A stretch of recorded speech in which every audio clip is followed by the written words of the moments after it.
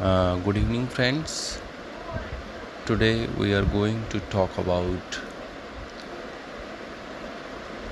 symptoms of heart diseases, हृदय रोग लक्षण विचार। लक्षण से तात्पर्य असाधारण धर्म या ज्ञापक हेतु, ज्ञान देने वाला साधन या कारण। रोग का ज्ञान हमें उसके लक्षण से होता है और इसके कई पर्याय हैं।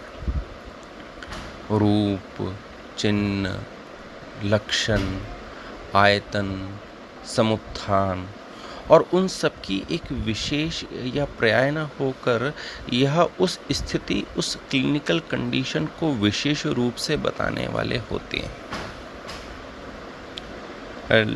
लक्ष्य को निर्धारित कर हम किसी भी रूप या चिन्ह या आयतन या समुत्थान का वर्णन करते हैं और हमें लक्ष्य प्राप्ति होती है। आयुर्वेद में रोग का ज्ञान करने के लिए लक्षण का अत्यंत महत्व है और हमें लक्षण वर्ग को तैयार कर लेना चाहिए प्रत्येक व्याधि के लिए। तो लक्षण वर्ग को अभ्यास करने के लिए इसे पुनः हम 3 वर्गों में बांट देते हैं। नंबर 1 आत्मलिंग, नंबर 2 दोषलिंग, नंबर 3 रोगलिंग। इस प्रकार से हमने 3 उपवर्गों में लक्षण को या लिंग को विभाजित कर दिया। आत्मलिंग, दोषलिंग और रोगलिंग। आत्मलिंग को हमने पुनः 4 भागों में बांट दिया। नाम विशेष संकेत कर, जो किसी नाम विशेष को संकेत कर रहा हो। नंबर 2 रोग स्वभाव दर्शक, रोग के स्वभाव को दर्शाता हो। अवयव विशेष दर्शक, अवयव विशेष को दर्शाता हो। और दोष दर्शक।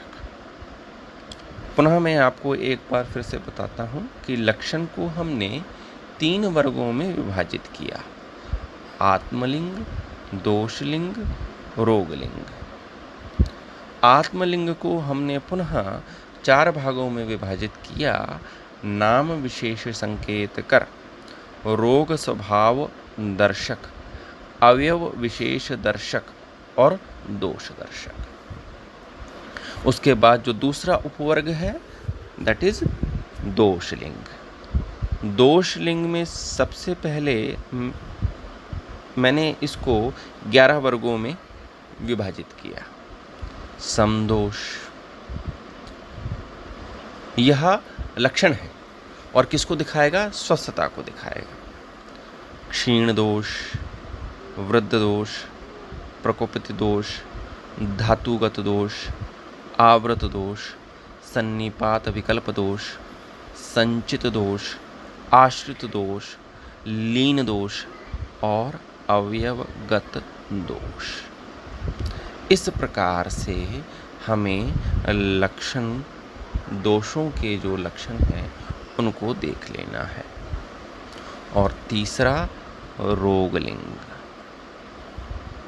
इसके अंतर्गत हम व्याधि के लक्षण को बता देते हैं। उदाहरण के लिए यदि किसी को तमक श्वास है तो तमक श्वास में क्या आता है? असीनो लभते सौख्यम, यानी कि जब वो बैठ जाता है तब उसको आराम मिलता है। ठीक है ना? तो इससे अगर हम अर्थापत्ति प्रमाण लगाएं कि अगर वह सोने लग जाए तो उसको यह व्याधि जो है वो अधिक कष्ट देगी और उसका त्रास बढ़ जाएगा। और क्षण में जब वो कफ निष्ठीवन करता है तब उसको कैसा लगता है? अच्छा लगता है। इस प्रकार से अब हमने क्या किया है कि हृदय रोग में होने वाले जो लक्षण हैं उनका सबसे पहले तो हमने संकलन किया। नंबर 1 शब्दशः संकलन, अर्थशः सटीक व अर्थ अवयवशः यानी कि विमर्श। संकलन, सटीक अर्थ और उस अर्थ के अवयवों पर विचार, यानी कि हमने 3 उपवर्ग किए, आत्मलिंग, दोषलिंग और रोगलिंग। और अब हम क्या करेंगे कि हृदय रोग में यानी कि हृदय रोगलिंग में जो होने वाले लक्षण हैं उनका सर्वप्रथम हम क्या करेंगे? संकलन करेंगे, फिर उनका अर्थ निकालेंगे और अर्थ निकाल के अर्थ अवयव शेषः यानी कि उस पर विमर्श करेंगे।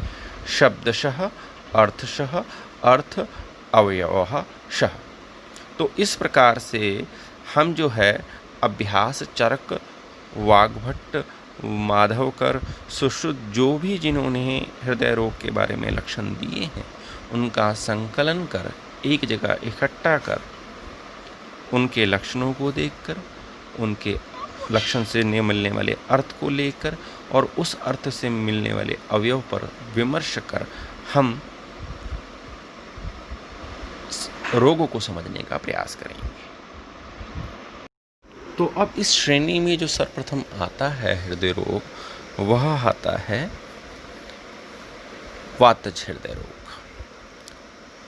वातज हृदय रोग में चरक चिकित्सा अध्याय 26 में चरक लिखते हैं, हृत शून्य भाव द्रवशोष भेद स्तंभ सम्मोह पवनाद विशेषः वेप्थुर्वेष्टनम स्तंभ प्रमोह शून्यता दरः हृदय वातातुरे रूपम जीर्णे च अत्यर्थ वेदना। चरक सूत्र 17/31। वाग्भट्ट लिखते हैं, वातेन शूल्यते अत्यर्थ तुद्यते स्फुट अतीव च विद्यते शुष्यति स्तंभम हृदयं शून्यतां द्रवः अकस्माद दीनता शोको भयं शब्द असहिष्णुता वेप्थुर्वेष्टनम मोह श्वास अवरोध अल्प निद्रता। ये वाग्भट्ट ने निदान 5 में लिखा है।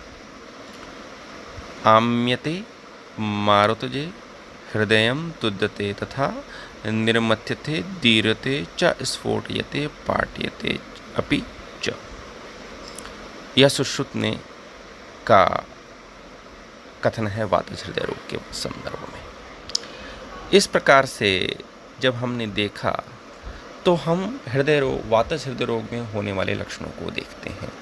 हृत शून्य भाव नंबर 1, नंबर 2 हृदय द्रव, नंबर 3 हृत शोष, नंबर 4 हृण भेद, नंबर 5 हृत स्तंभ, नंबर 6 हृण मोह, नंबर 7 हृदय उद्वेष्टन, नंबर 8 हृदय धारण, नंबर 9 हृदय तोद, नंबर 10 हृत स्फोटन, नंबर 11 हृत स्तब्धता, नंबर 12 हृत शूल, नंबर 13 अकस्माद दीनता भय शोक प्रतीति, नंबर 14 शब्द असहिष्णुता, नंबर 15 वेफथु श्वास, नंबर 16 श्वास अवरोध, नंबर 17 अल्प निद्रता, नंबर 18 हृदयायाम, नंबर 19 जीर्णे च अत्यर्थ वेदना। इस प्रकार से वातज हृदय रोग में जो मैंने लक्षणों का संकलन किया तो वह लक्षण संकलन संख्या 19 निकली। उनमें से जो प्रथम लक्षण था वह था हृत शून्य भाव। हृदय शून्यत्वम एव आभासः। ऐसा लगता है कि हृदय में शून्य यानी कि अवकाश आ गया है। और यह लक्षण हमको उन्मादजन्य हृदय रोग में मिलता है। चरक चिकित्सा 9/7। हृदय जो है वो कैसा है? एक कोष्ठ है और यह लक्षण जो हृत शून्य भाव है, जैसा कि मैंने कहा कि उन्मादजन्य हृदय रोग में मिलता है, तो यह मनोवह स्रोतस की दृष्टि को दर्शाता है। और मनोवह स्रोतस की दृष्टि व प्राण व व्यान का आवरण जब होता है, तब आपको हृदय शून्य भाव की स्थिति दिखाई देती है। और इसी अवस्था में हृतशूल भी जो है वह किसी काल पर दिखाई देता है।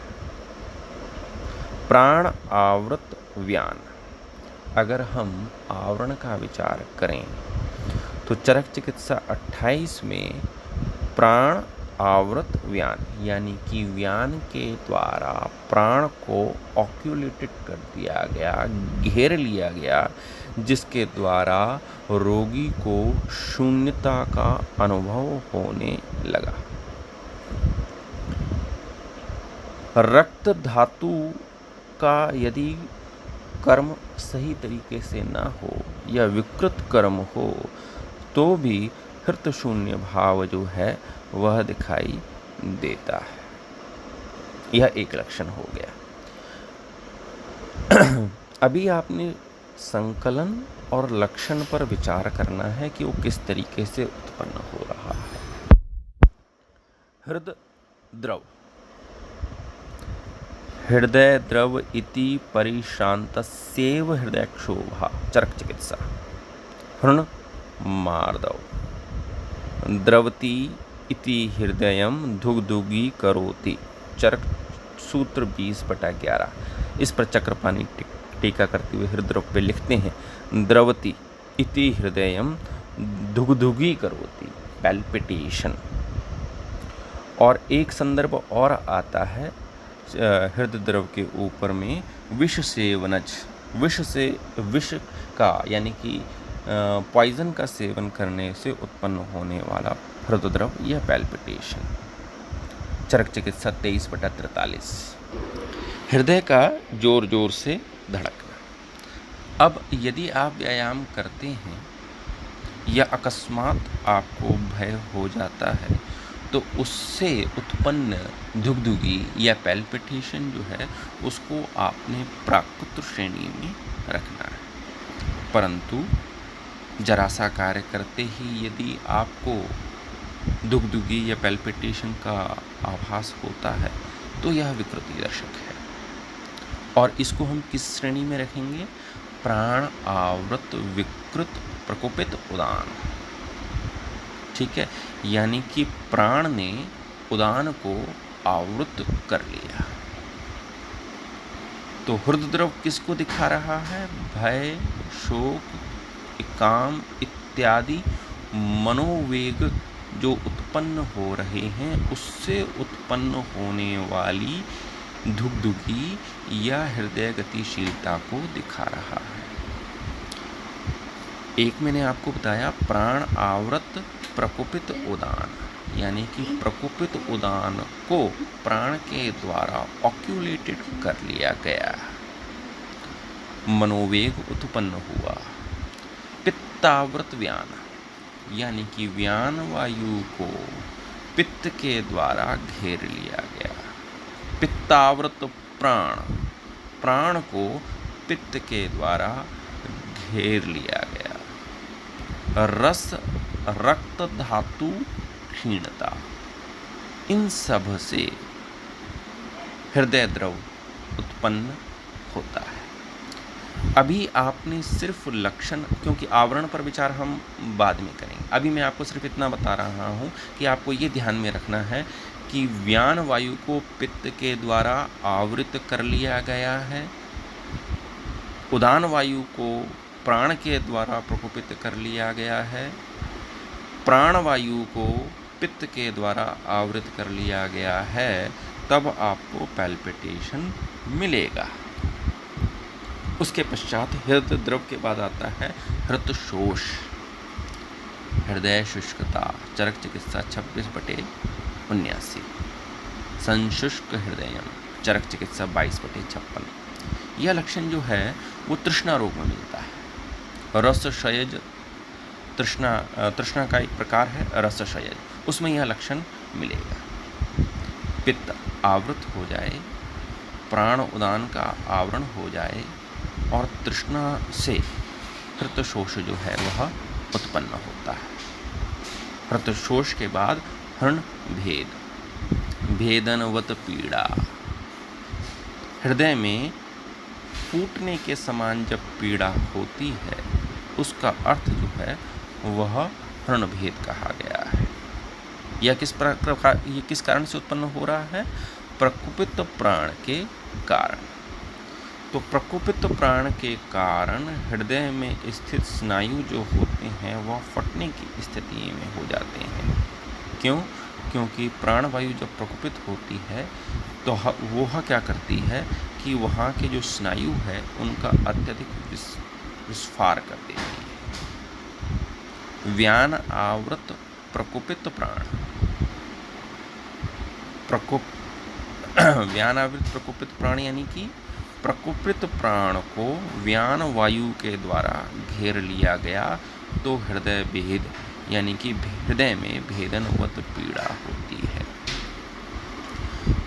और आगंतुज कारणों से भी हृदय भेद उत्पन्न हो सकता है। हृत स्तंभ, हृदयस्य स्तंभत्वम् एव अनुभूति, हृदय रुक गया ऐसी अनुभूति होना, हृत स्तंभ। यह अवस्था आपको कफच हृदय रोग में भी मिलेगी, लेकिन यहाँ की संप्राप्ति जो है वो अलग है। रक्तगत वात या उदान आवृत व्यान,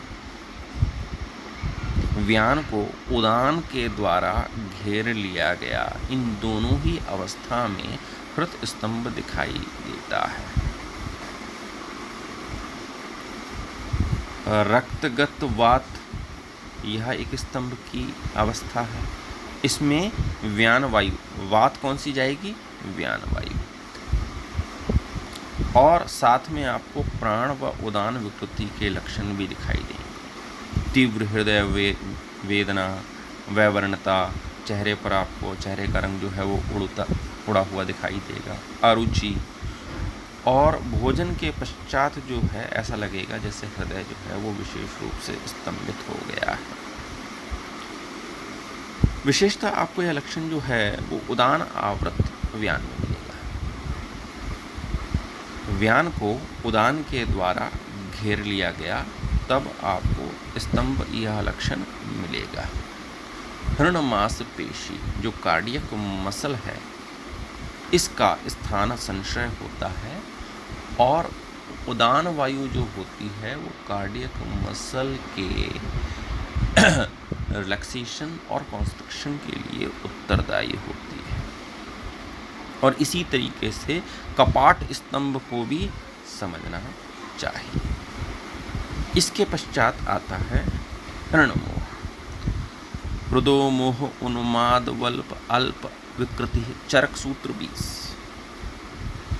यह जो वातस सामान्य व्याधि है इसमें इसका उल्लेख मिलता है। कई बार आप देखेंगे कि कई बार लोगों की नाड़ी जो है वो मिलती नहीं है और ऐसा लगता है कि यार ये नाड़ी जो है वो स्पंदन कर भी रही है या नहीं कर रही। इस अवस्था को हम हृण मोह कहते हैं।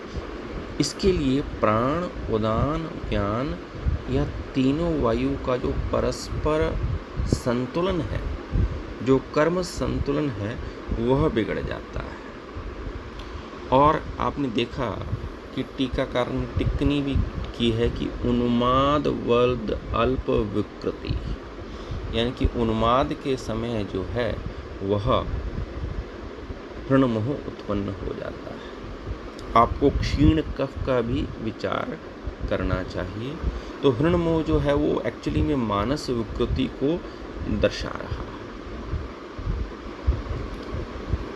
व्यग्र होना, अपने आप को अस्वस्थ महसूस करना, किसी भी प्रकार का मिथ्या ज्ञान हो जाना, यह जो है वो हृणमोह के अंतर्गत आता है।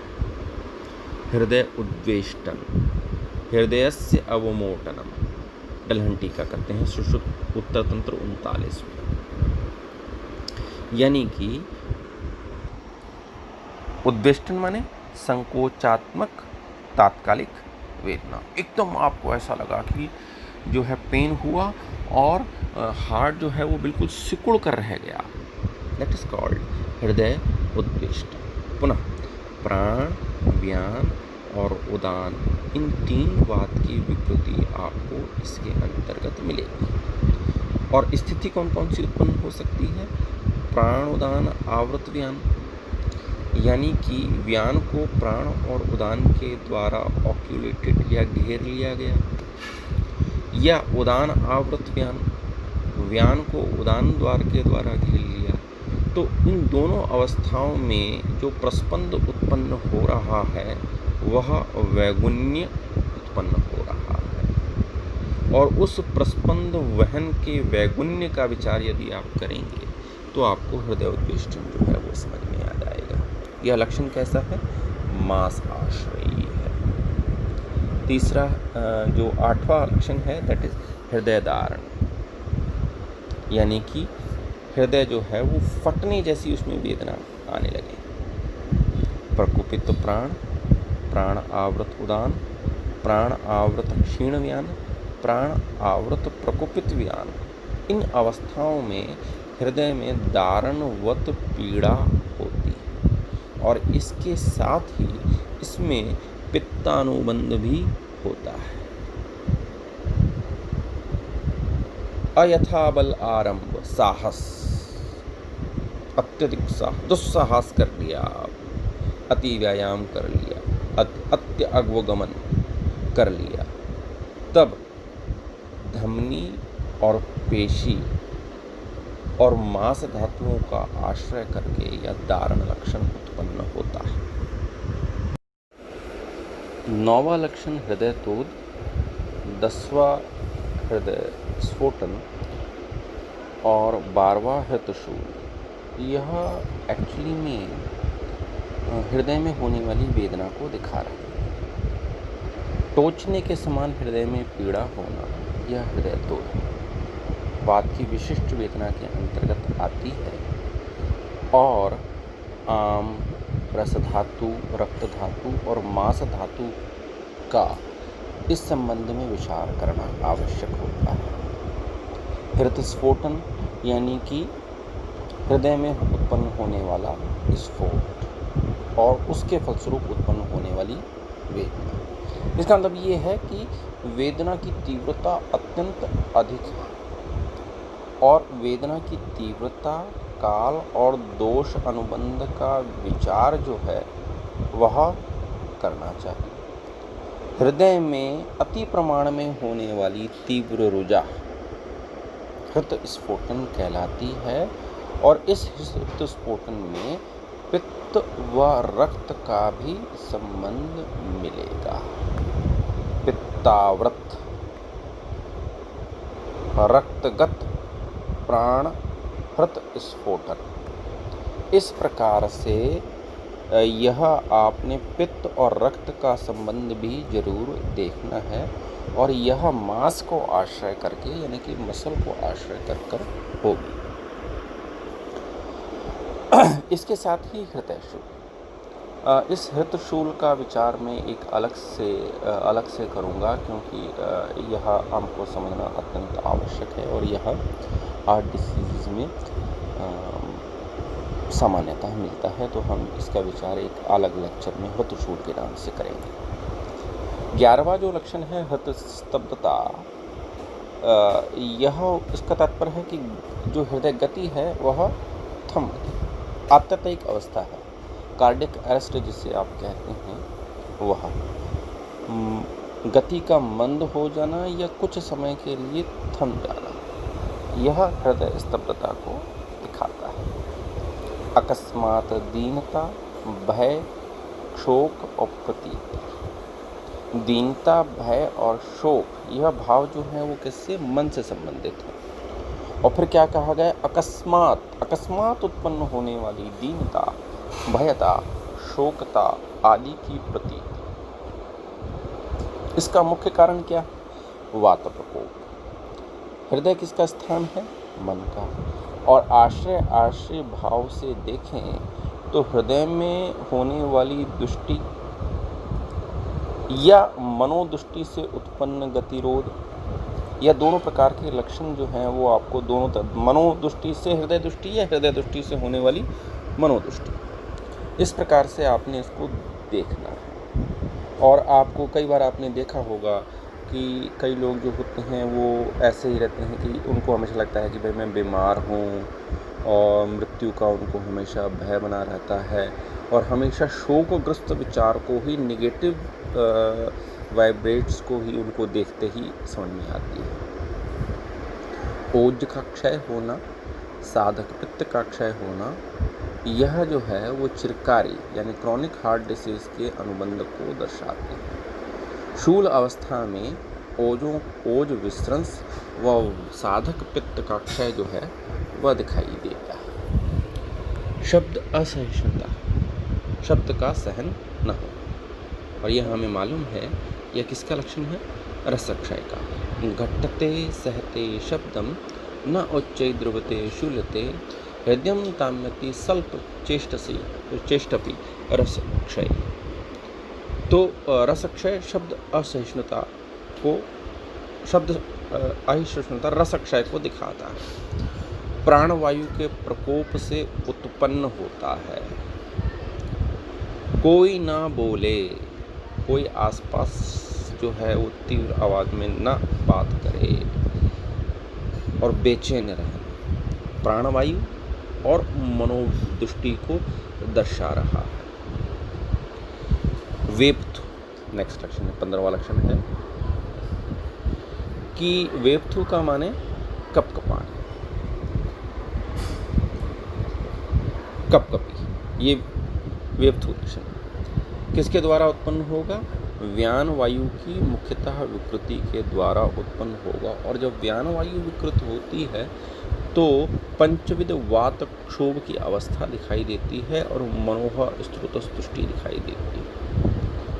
अगर यदि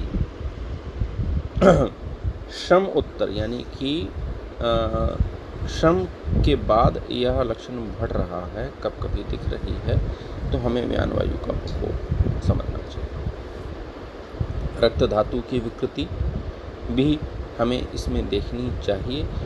और कपकपी का मतलब कि स्नायु से उत्पन्न जो नित्राण है, स्नायुओं का नियंत्रण रहता है, और वो जब एक बार छूट जाता है तो एकदम जो है हमको कपकपी होने लग जाती है। तो स्नायुगत वात की अवस्था को भी आपने विचार में लेना है। श्वास अवरोध, 16वां लक्षण, श्वास से उच्छ्वास और निश्वास, इंस्पिरेशन एंड एक्सपिरेशन, दोनों को लेना है, दोनों ही अपेक्षित है। कफावृत प्राण, कफावृत उदान, यह प्राण और उदान का परस्पर आवरण श्वास अवरोध में आएगा, जो कि अंततः हृदय रोग को उत्पन्न करेगा। अल्प निद्रता, निद्रा की कमी, हृदय में स्थित मनोदृष्टि, भयग्रस्तता, यह लक्षण दिखाई देते हैं। जीर्ण हृदय रोग में ऐसे लक्षण जो हैं वो आपको दिखाई देंगे। अल्प निद्रा को आपने भी हेतु भेद से दो प्रकार में बांट देना है। प्राक निशा अल्प निद्रता और उत्तर निशा अल्प निद्रता। यानी कि एक तो आपको, कई लोग आपसे ये कहेंगे कि निद्रा जो है वो मुझे आती ही देर से, और कुछ ऐसे कहेंगे उत्तर निशा, यानी कि मेरी नींद जो है वो सो तो टाइम पे जाता हूँ लेकिन 2-2:30 बजे खुल जाती है। जो प्राक निश अल्प निद्रता है, जो प्रथम प्रकार की दृष्टि है, वो श्रम की कमी परंतु विचार ज़्यादा करने से उत्पन्न, अति चिंतन इसका जो है वो हेतु है।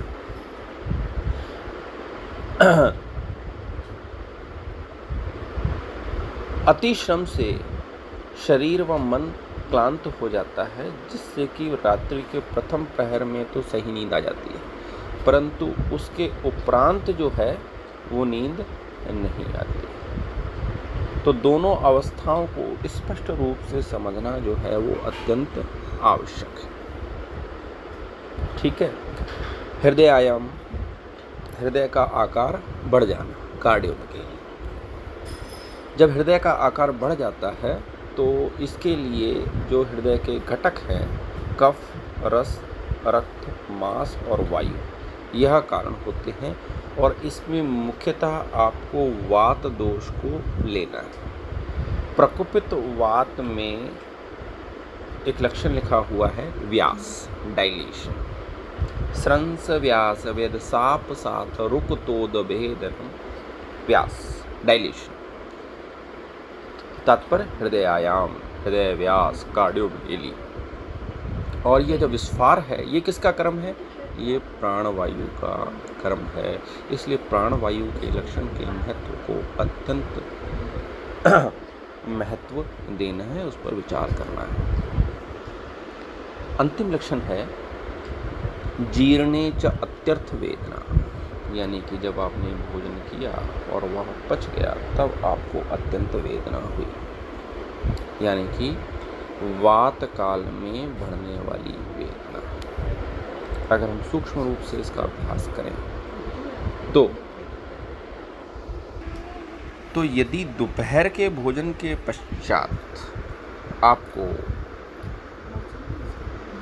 पचने के पश्चात वेदना हो रही है तो आपको उदान से उत्पन्न समझना चाहिए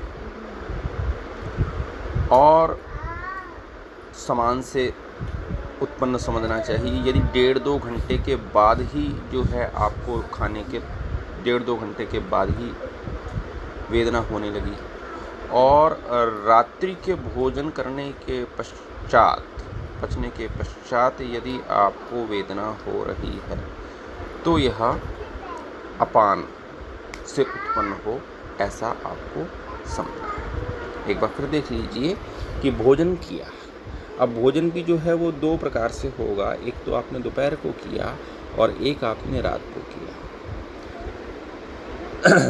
दोपहर का भोजन से 2 प्रकार की वायु प्रकोपित हो सकती है, उदान वायु और समान वायु। भोजन करने के 1 या 1.5 घंटे के बाद ही यदि आपको वेदना उत्पन्न हो रही है तो वह समान से उत्पन्न मानना चाहिए, और यदि भोजन करने के पश्चात यानी कि सायंकाल से थोड़ा पहले यदि आपको वेदना हो रही है तो वह उदान से मानना चाहिए, और यदि रात्रि के भोजन को करने के बाद जब उसका पचन हो गया तब यदि आपको वेदना हो रही है तो वह आपको अपान से उत्पन्न हो, इस तरह से मानना चाहिए।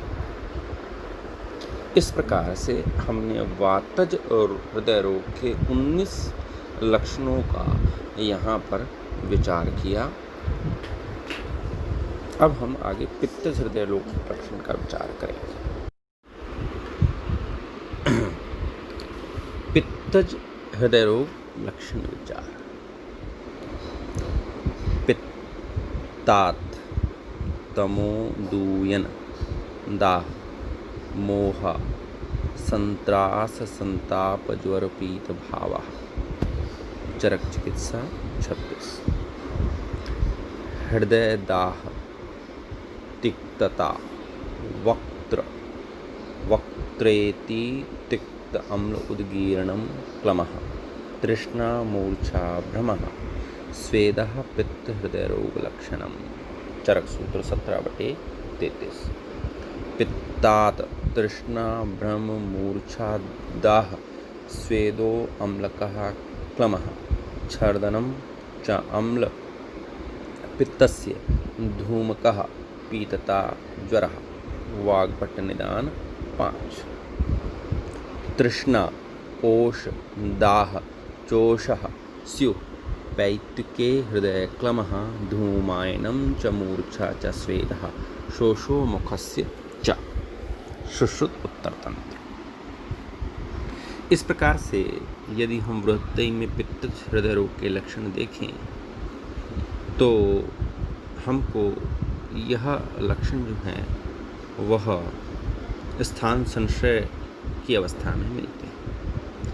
नंबर 1 लक्षण हृदय दाह, नंबर 2 तिक्तास्यता, नंबर 3 अम्लोदगार, नंबर 4 क्लम, नंबर 5 तृष्णा, नंबर 6 मूर्छा, नंबर 7 भ्रम, नंबर 8 स्वेद, नंबर 9 अम्लछर्दी, नंबर 10 धूमक, नंबर 11 पीतता, नेत्र वीण मूत्र, यानी कि नेत्र मल और मूत्र का रंग पीला, मुक्षोष 12, 13 तम, 14 दूयन, 15 मोह, 16 संताप और 17 ज्वर। इस प्रकार से 17 रोगों का पित्तज हृदय रोग में संकलन किया गया। हृदयदाह, यह लक्षण जो है आपको अम्लपित्त मदात्य रोग में मिलेगा और आपको पित्त आवृत उदान और प्राण इसका भी उपचार कर लेना है। पित्तावृत उदान का तात्पर्य यह है कि उदान वायु का आवरण पित्त ने कर लिया है या प्राण वायु का आवरण पित्त ने कर लिया है। तिक्तास्यता, यह प्रकुपित पित्त प्राण की अवस्था है। अमाशय दुष्टि हो, पित्त दुष्ट हो और रस धातु जो है वह पित्त के द्वारा दुष्ट हो गई हो, तब इस प्रकार से तिक्तास्यता लक्षण उत्पन्न होगा। अम्लोदगार, यह साम पित्त आवृत प्रकुपित प्राण उदान की अवस्था है, यानी कि प्रकुपित प्राण और उदान को साम पित्त ने ऑक्यूलेट कर लिया। अमाशय दुष्ट होने पर ऐसा लक्षण उत्पन्न होगा। क्लम, यह लक्षण पित्त आवृत उदान का है। यह पित्त आवृत व्यान में भी आपको क्लम मिलेगा। पित्तावृत उदान माने उदान वायु को पित्त ने ऑक्यूलेट या घेर लिया, या व्यान वायु को पित्त ने घेर लिया। तृष्णा, 5वां लक्षण, पित्तावृत वात या रसक्षय तृष्णा। मूर्छा, पित्तावृत प्राण उदान व तम के कारण वृद्धि, तम की जब वृद्धि हो जाती है तब हमें मूर्छा या लक्षण उत्पन्न होता है। भ्रम, पित्तावृत प्राण उदान। स्वेद, पित्तावृत प्रकोपित व्यान, इस अवस्था में यह पित्तावृत समान, इस प्रकार से यह लक्षण जो है वो उत्पन्न होता है। अम्लछर्दी, पित्तावृत प्राण और उदान। अब आप ये देख लीजिए कैसे हो रहा है कि आपको 3 चीज़ों पर वायु का ध्यान देना है, और क्योंकि पित्तज हृदय रोग में क्या होगा कि जो हृदय के स्थान पर पित्त के द्वारा जो गति की जा रही है प्राण उदान और व्यान की, इनको पित्त के द्वारा घेर लेने पर इस प्रकार के लक्षण उत्पन्न हो रहे हैं। ये बात आपने बहुत ध्यान से देखनी है। इसके बाद हम आवरण विचार करेंगे तो आपको और स्पष्ट हो जाएगा। अम्लछर्दी, यानी कि आपने उल्टी की और उसमें बेवल जो है वो खट्टा निकला, तो दैट इज़ बिकॉज ऑफ पित्तावृत प्राण उदान अवस्था, या पित्त की सामता से उत्पन्न अम्ल के कारण जो है जो आपको छर्दी हो जाती है। धूमक, हृदय धूमायनम, हृदय से धूमापनम, यानी कि आपको ऐसा लग रहे कि जैसे कि शरीर से या छाती से धुआं जो है वह निकल रहा है। यह भी पित्तावृत प्राण उदान जन्य से उत्पन्न लक्षण है।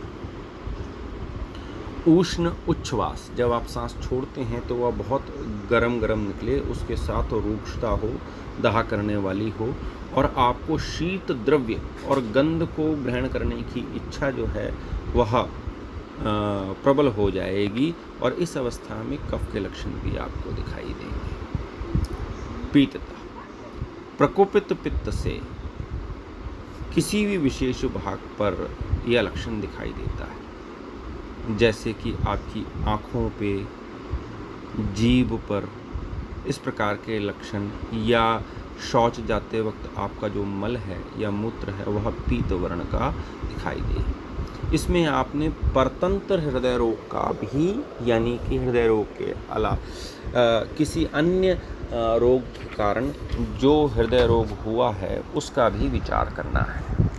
मुक्षोष, पित्ताव्रत प्रकोपित प्राण या उदान।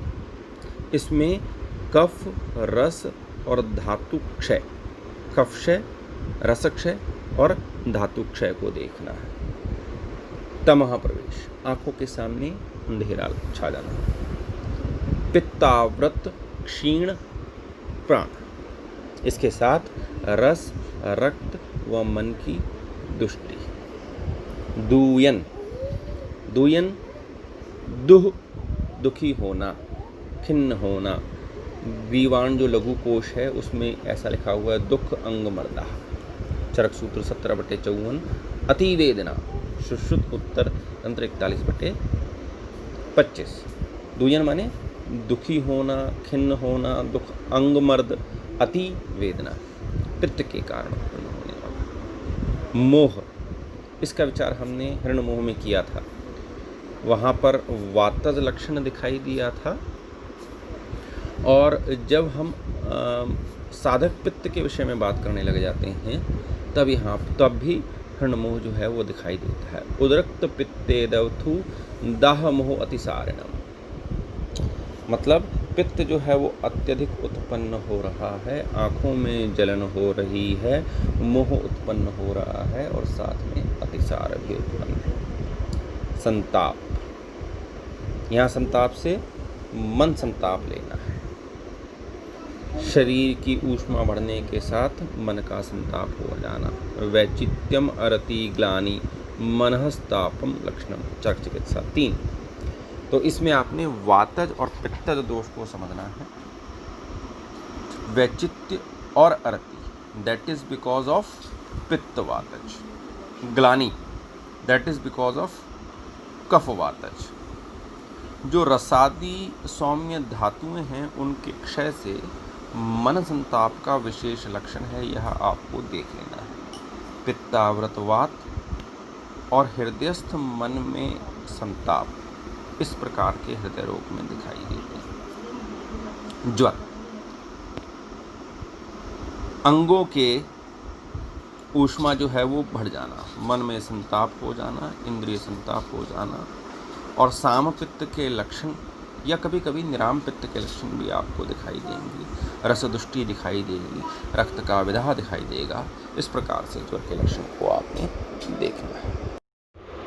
अब अंत में कफज हृदय रोग लक्षण का विचार करते हैं। स्तब्धम गुरु स्यात् स्थिमितम च मर्म कफात प्रसेक ज्वर का सतंद्रा, चरक चिकित्सा 26/79। हृदयम कफ रोगे, हृदयम कफ हृदय रोगे सुप्तम स्थिमितम भारिकम तंद्रा अरुचि परितस्य भवति अश्म आवृतम यथा, चरक सूत्र 17/35। श्लेष्मणा हृदयम स्तंभम भारिकम स अश्म गर्भवत् कास अग्निसाद निष्ठीवन निद्रा आलस्या रुचि ज्वरः, वाग्भट निदान 5। गौरवम कफ संस्रावो अरुचि स्तंभो अग्निमार्दवम माधुर्यम अपिचासस्य बलास अवतते हृदय, माधव निदान। तो हमें विचार करने से पहले यह मालूम होना चाहिए कि हृदय जो है वो कफ स्थान, हृदय जो है वो कफ का एक स्थान है। हृदय कफ के स्थान में रहने वाला एक अवयव है। तो कफ का गुरुत्व, शीतत्व, स्निग्धत्व, स्थिरत्व, मंदत्व और श्लक्ष्णत्व, यह विकृति को जन्म देता है जब यह कफ विकृत होता है। और जब कफ की विकृति होती है तो गौरव, स्तब्धता और हृदय भार प्रतीति ऐसे लक्षण दिखाई देते हैं।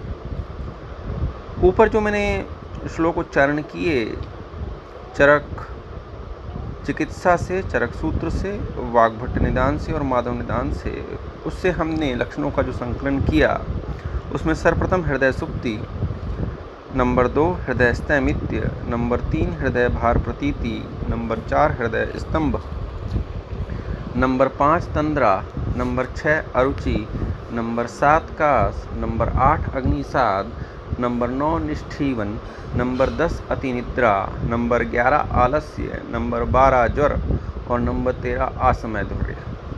इस प्रकार से 13 लक्षणों का संकलन हमने किया, जिसमें से प्रथम लक्षण जो है वह क्या है?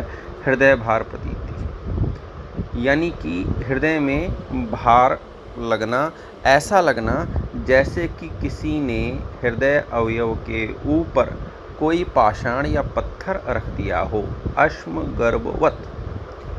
यह लक्षण जो है वो गौरव लक्षण के पश्चात आता है। तो जो हृदय की मांसपेशियां हैं उसमें कफ का मिथ्या संचय होता है, जिसके फलस्वरूप गौरव होता है। यह गौरव जो होता है वह संचित कफ के कारण होता है और यह कफ जो होता है अंततः शुष्क हो जाता है, शुष्क कफ, और फिर ऐसा लगता है कि जैसे कि हृदय में किसी ने वजन रख दिया हो। इस प्रकार से हृदय भार प्रतीति की संप्राप्ति निश्चित होती है। हृदय स्तंभ, हृदयस्य स्तंभव इव अनुभूति, चरक चिकित्सा 26। वातज रोगों में हमने हृदय स्तंभ का वर्णन देखा है। अब यहाँ पर जो है वो क्या होता है कि कफ दोष के 2 गुण, एक स्थिर गुण और एक गुरु, जो कि वायु के चल गुण को और लघु गुण को नष्ट कर देते हैं, जिसके कारण हृदय स्तंभ जो है वह संप्राप्ति जो है हृदय स्तंभ नामक लक्षण की संप्राप्ति निर्मिति होती है। इसके पश्चात तंद्रा, इंद्रिय अथेष्व वित्ति गौरवम जम्रणम क्लमः, निद्रा आर्तस्येव यस्येहा तस्यम तंद्रा विनिर्देशेत, ऐसा सुश्रुत का कहना है। तंद्रा यह लक्षण जो है वो कफ आवृत वात से उत्पन्न होता है, यानी कि वात को जब कफ जो है चारों ओर से घेर लेता है तब यह लक्षण उत्पन्न होगा, और मनोदुष्टि भी इसमें प्रायः दिखाई देती है। कफ आवृत प्राण की स्थिति में, यानी कि प्राण वायु को जब कफ चारों ओर से घेर लेता है तो इंद्रियों का अपनी इंद्रियों के अर्थों से सन्निकर्ष जो है वो ठीक प्रकार से नहीं होता, और कफ के आवरण से उत्पन्न मनोदुष्ट जो हुआ है उससे आलस्य, जंभा, क्लम आदि उत्पन्न होते हैं, और हृदय अवसादात्मक लक्षण जो है वह दिखाई देते हैं। अरुचि, यह भी कफ आवृत प्राण से उत्पन्न होने वाला लक्षण है। इसमें हमने रस दुष्टि को देखना है।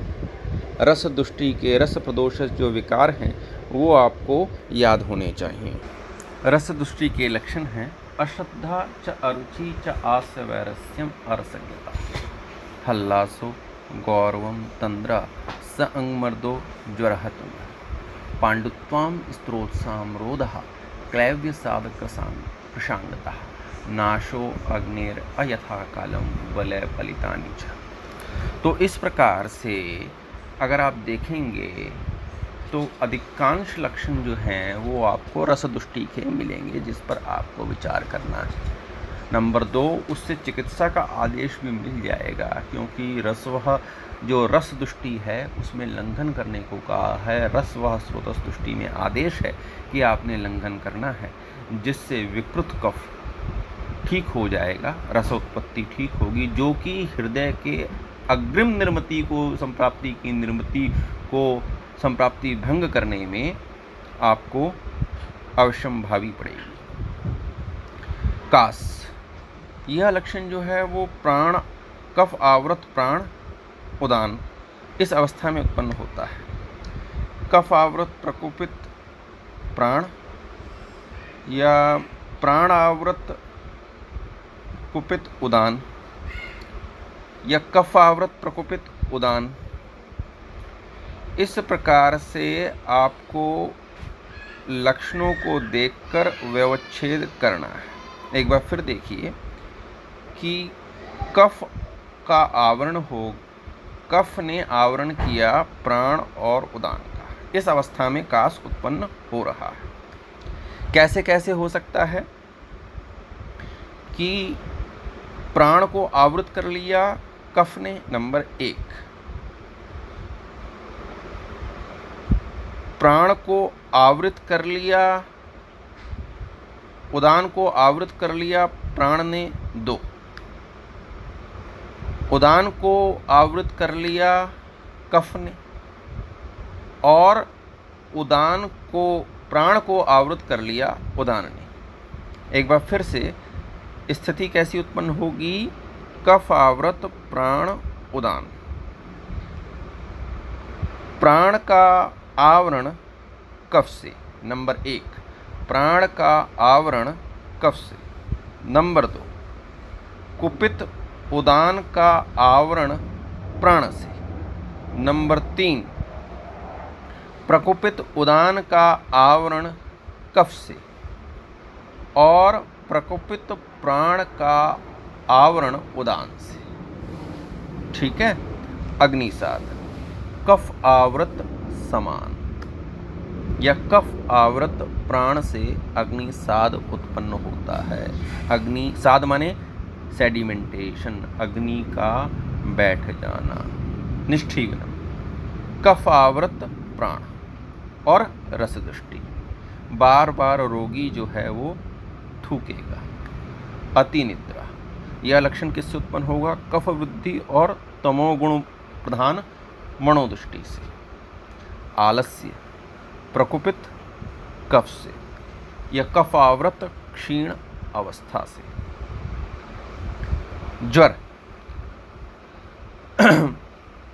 क्या होगा कि कफ की अति वृद्धि से अग्नि मंद हो गई और उस अग्नि के मंद से रस की दुष्टि हुई, जिस रस दुष्टि से ज्वर की उत्पत्ति हुई। मिथ्या आहार विहाराभ्याम दोषाय अमाश्रय आश्रया बहिर्नरस्य कोष्ठाग्निम ज्वरदास्यु रसानुगा। तो हृदय गौरव, मंद ज्वर, ग्लानि, तंद्रा, अति निद्रा, अंगसाद आदि लक्षण जो हैं आपको दिखाई देंगे। पुनः मैं आपसे कह रहा हूँ कि रसवा स्त्रोतस को ध्यान में रखना है, रस दृष्टि को ध्यान में रखना है। लास्ट जो लक्षण है, जो 13वां लक्षण है, वो है आस्य माधुर्य। मुंह में हमेशा मीठा मीठा सा बना रहना। यह प्रकुपित कफजन्य लक्षण। जब निराम कफावृत प्राण, यानी कि प्राण का आवरण जो है वो निराम कफ जब कर लेता है, ऐसी दृष्टि में रस वृद्धि दिखाई देती है और रोगी जो है वो गाढ़ा गाढ़ा कफ जो है वो बार बार थूकता है।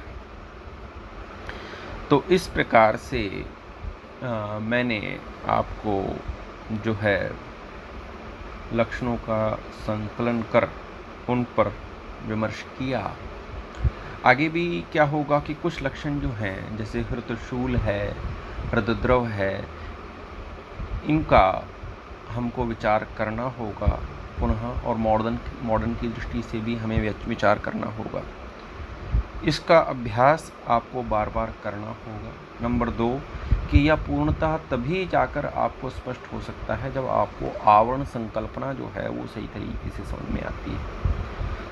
तो परंतु इसको आप बार बार जब सुनेंगे तो ये लक्षण जो हैं वो आपको धीरे धीरे जो हैं वो क्लियर होते चले जाएंगे, ऐसा मेरा सोचना है।